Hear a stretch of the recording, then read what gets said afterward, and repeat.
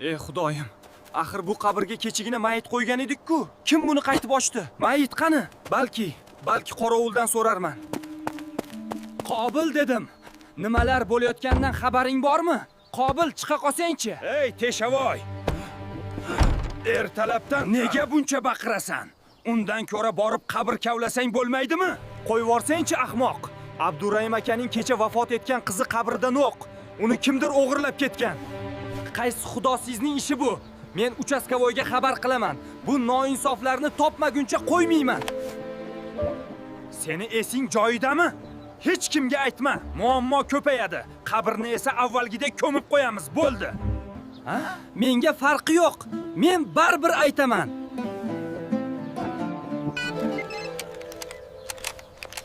Alo.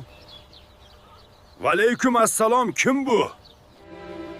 Begzod aka, men Teshavoyman. Qayerdasiz? Siz bilan gaplashib olmoqchiman. Ha, Teshavoy, kelaver. Men ishxonamdaman.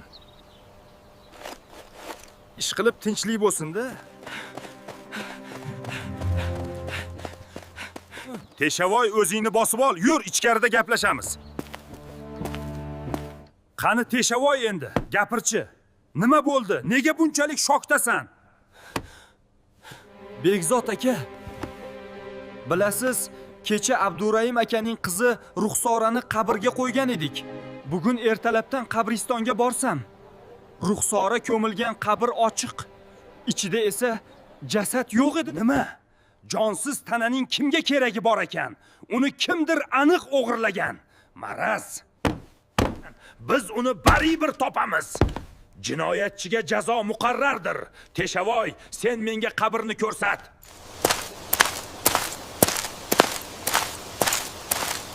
Men shu paytgacha qanchadan qancha jinoyatlarga guvoh bo'ldim. Lekin bu gap bu yoqdadir balki. Bu yerda etik izi bor. Taxminan 43-razmer. Men shubhalanadigan inson esa bitta. Sen uyingga boraver. Bu jinoyat bilan men o'zim shug'ullanaman.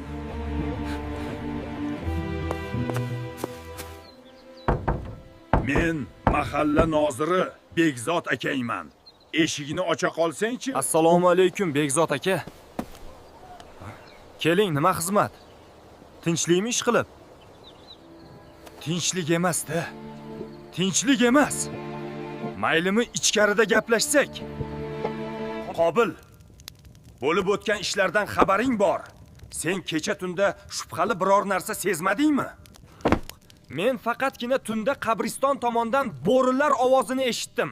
Balki bu ularning ishidir. Xo'p, shunday degin. Mayli. Qobil, ovqating yo'qmi? Och qolib ketdi-ku odam. Qobil. Sirlaring ochiladigan vaqt keldi. Endi bu yog'i meni ishim.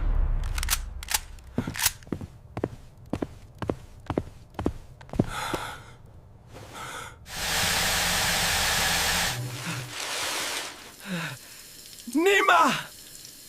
Ruxsora! Begzod aka, bir kun kelib bu qilmishlarimni boshqalar ham bilib qolishini bilardim. Ammo hech ham nafsimga qarshi chiqa olmadim. Sen nima qilib qo'yganingni bilasanmi? Sen ham insonmisan? Qo'lingni ko'tar, yaramas.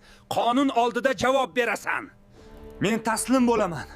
Aybdorman, qonun oldida ham javob berishga tayyorman.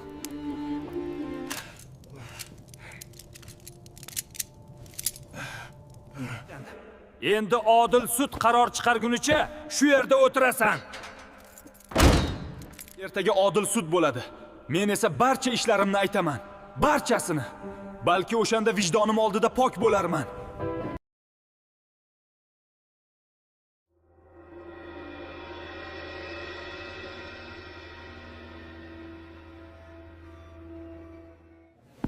Biz sudni ochiq deb e'lon qilamiz. Bizda jinoyatchi Qobil Qodir o'g'li. Hozirda so'z sudya janoblariga. Avvalambor assalomu alaykum xonimlar va janoblar. Bugungi sud majlisimizni ochiq deb e'lon qilaman. So'zni esa ayblanuvchiga bermoqchiman. Ayblanuvchi Qobil Qodir o'g'li. Sizni bu jinoyatdan ko'zlagan maqsadingiz nima edi? Avvalambor menga so'z berganligingiz uchun rahmat.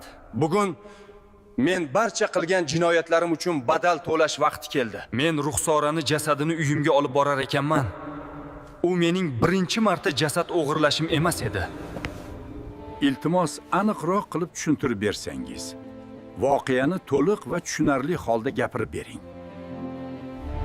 Men bu qabristonda 5 yildan beri qorovullik qilaman. Bu ishimni men 5 yildan beri qilib kelaman. Shu paytgacha qabrga qandaydir qiz bola qo'yilsa, barchasi bilan tunimni birga o'tkazib, tong yorishmasdan qaytarib ko'mib qo'yar edim. Ularni qazib olib uyimga olib kelardim va vannada cho'miltirib, keyin ko'ngilxushlik qilardim. Nega unda Ruxsorani qaytarib olib borib ko'mmadingiz? Chunki o'sha tunda biroz ko'proq ichib mast bo'lib qolganim sababli nima qilganimni o'zim ham bilmay qolibman. Ruxsora bilan bo'lgan voqea haqida to'liq gapirib bersangiz. Ruxsorani qabrga qo'yib bo'lishgach, hamma uyiga tarqaldi. O'sha kuni kech tushgach, men Ruxsora yotgan qabrni kavlab, murdani uyimga olib ketdim. Uni odatdagidek vannaga soldim. Yaxshilab tozalab yuvintirgach, jonsiz tanaga hatto hayvon ham qilmaydigan ishni qildim. Va ichkilikning dastidan uxlab qolibman. Bir mahal qulog'imga ovoz eshitildi. Eshikni go'rkov teshavoy taqillatayotgan ekan. Men esa razil insonman. Chunki murdani harom qilganim yetmaganidek, uni vannada yashirdim. U sasimasligi uchun suvga solib qo'ydim. Siz qilgan ishingizga pushaymonmisiz? Odil suddan kechirishini so'raysizmi? Men barchasiga afsusdaman. Ammo meni kechirishlaringizni xohlamayman. Menga eng oliy jazoni berishingizni so'rayman. O'shanda vijdonim oldida yuzim yorug' bo'ladi. Yo'qsa men vijdon azobiga qanday chidayman? Ayblanuvchi Qobil Qodir o'g'li. Siz juda jirkanch jinoyatni sodir etgansiz. Mening qarorim esa quyidagicha. Qonun barcha narsadan ustundir. Shunga ko'ra Qobil Qodir o'g'lining qilgan jinoyatlariga ko'ra umrbod qamoq jazosiga hukm qilinsin. Abdurahim qizi Ruxsorani esa qaytadan barcha urf-odatlarga amal qilingan holda dafn qilinsin. Qaror barchaga ma'qul kelgan bo'lsa, sud yopiq deb e'lon qilaman. Meni insonlar kechirmasliklari aniq. Yaratgan meni o'zing kechir. Yo'qsa men halok bo'laman.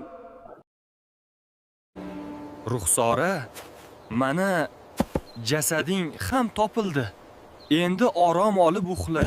Bilasanmi Ruxsora? Men seni sevar edim. Lekin hech ham o'zingga ayta olmaganman. Oxirating obod bo'lsin.